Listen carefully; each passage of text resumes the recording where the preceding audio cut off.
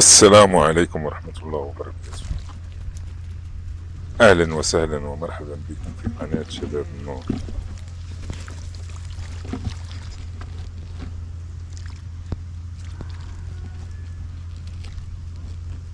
هل الدجاج يسمع ويعرف صاحبه؟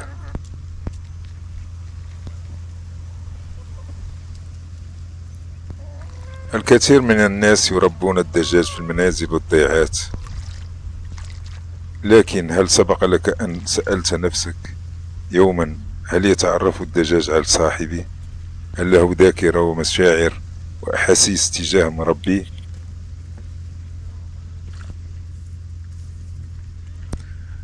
نعم، الدجاج يعرف صاحبه ولو غاب عليه مدة طويلة، ولو غير ملابسه، فعندما تناديه يستجيب ويتعرف على صاحبه. الدجاج يمكن أن يتعرف على مربيه خاصة إذا كان يطعمه بشكل يومي ويتعامل معه ويعتني به.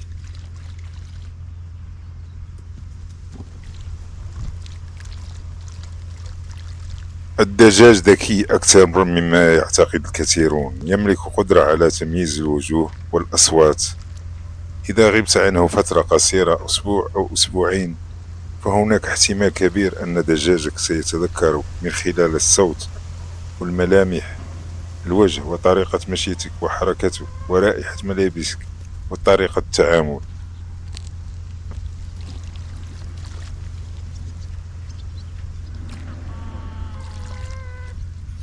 أما إذا غبت لشهور طويلة، يبدأ الدجاج بالنسيان تدريجيا، خصوصا إذا جاء شخص جديد وبدأ بالتعامل معه وتولى دورك.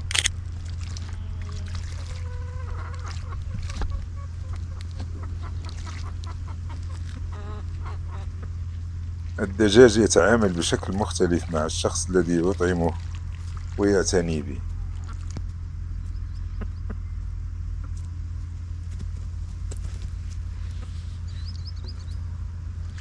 لكي تجعل الدجاج يتعرف عليك ويثق بك، قدم له الطعام من يدك وبنفسك.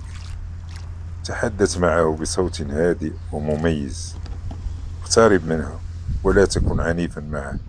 اقضي وقتا بجانبه حتى يتعود عليك.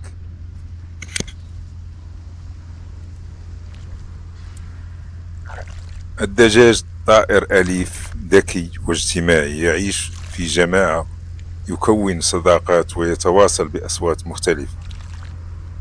تربية الدجاج ليست هواية فقط، بل هي متعة وتواصل حقيقي من كائن جميل وذكي.